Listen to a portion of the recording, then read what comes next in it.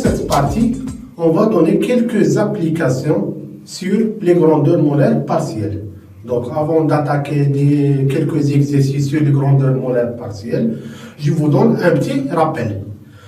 Un petit rappel sur les grandeurs molaires partielles.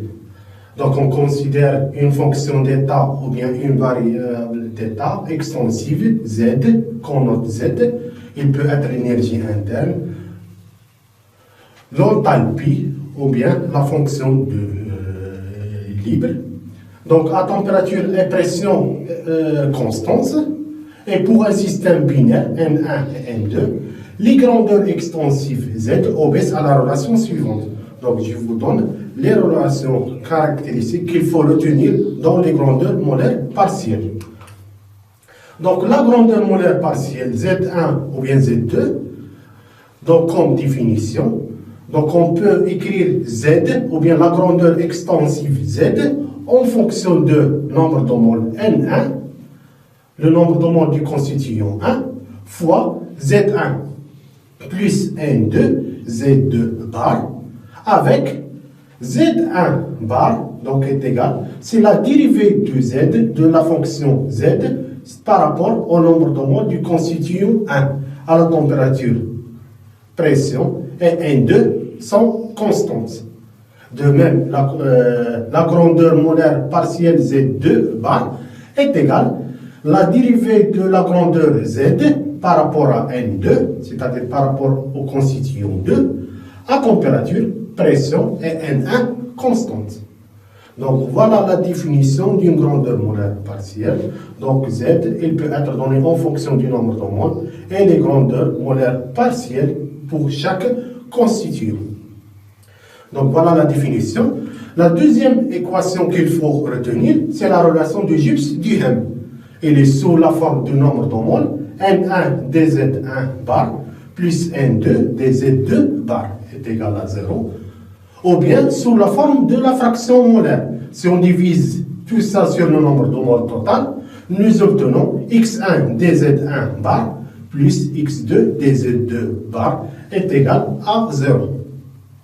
La troisième équation, pour une solution, c'est-à-dire on a un solvant et un soluté, c'est-à-dire un solvant en grande quantité et le soluté en petite quantité, la relation entre la grandeur molaire apparente, phi, donc on peut définir phi, et une grandeur molaire partielle zi par, donc z est égal le nombre de moles du solvant fois zs étoile, c'est-à-dire la grandeur du solvant pour le corps pur du solvant, plus ni, c'est le nombre de moles de soluté, fois la grandeur molaire apparence du constituant I.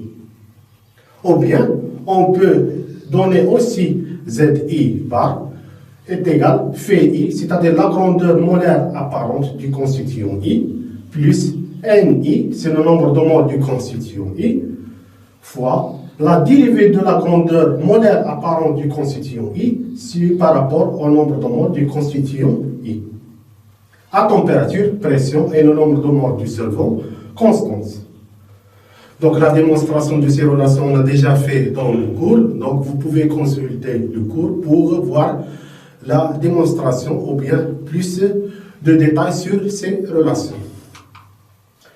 Et la quatrième relation est le calcul des grandeurs molaires partielles Zj bar. Elle est donnée à partir de la grandeur molaire du mélange Zm.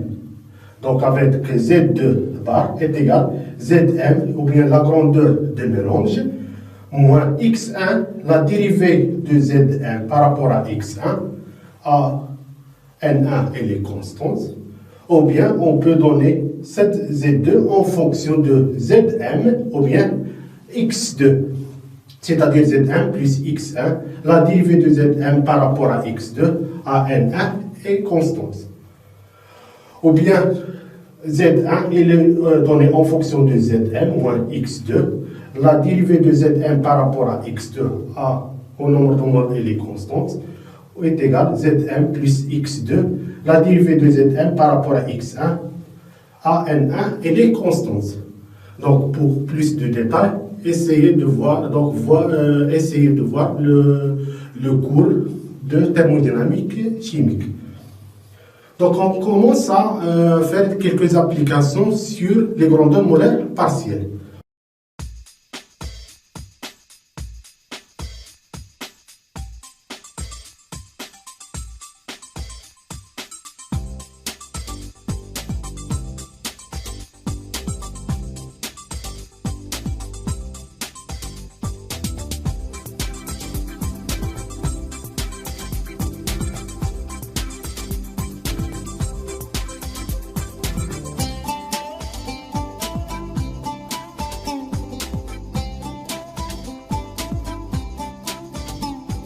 On commence par l'exercice 3 de la série 2 et l'étude de mélange eau-éthanol.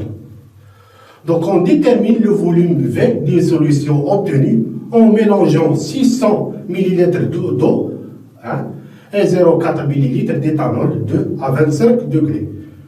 On détermine le volume d'eau et d'éthanol qu'il faut mélanger pour obtenir un volume V' est égal à 1000 ml de mélange ayant la même composition molaire que le mélange précédent. On a comme données pour l'eau et pour l'éthanol, on a le volume molaire partiel de l'eau est égal V1 bar est égal à 17,85 ml par mol et V2 bar pour l'éthanol est égal à 54,7 ml par mol. On a le volume, c'est-à-dire V1 bar et V2 bar, c'est-à-dire le volume dans le mélange, c'est-à-dire la variation de volume molaire pour le constituant 1 et pour le constituant 2.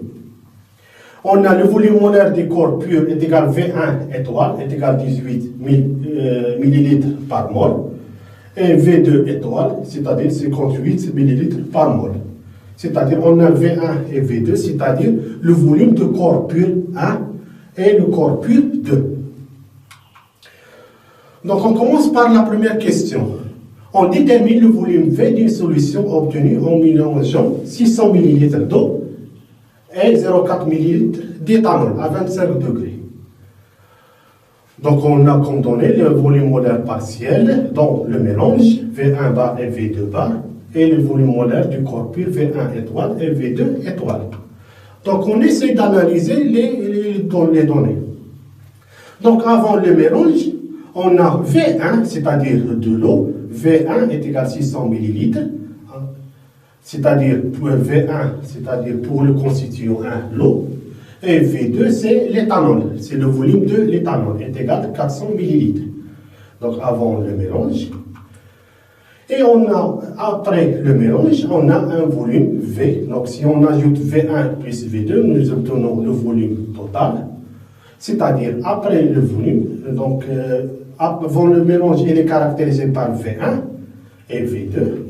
Après le mélange, on a le volume total de la solution, ou bien de mélange.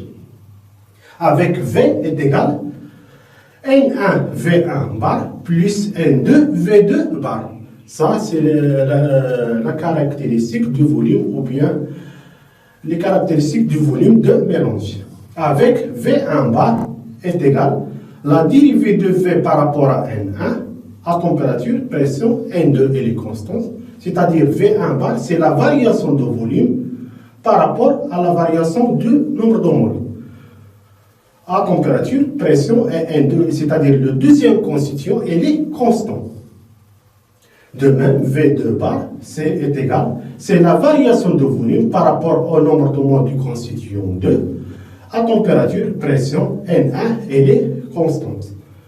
Donc voilà donc, les données de cette relation. Donc avant, les caractéristiques après le mélange, c'est le volume total, il est donné en fonction du nombre de moles, et le volume molaire.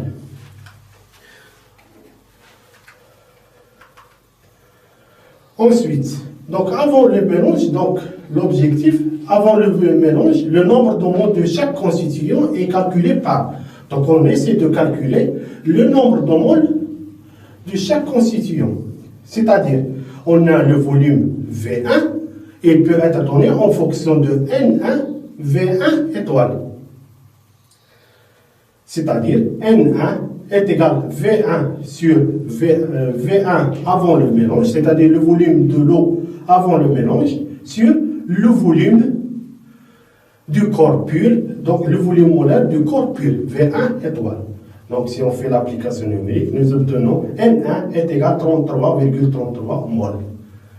De même, on calcule V2, donc V2 il est défini par N2 fois V2 étoile, ou bien, donc on peut déterminer le nombre de mol N2, c'est V2 sur V2 étoile.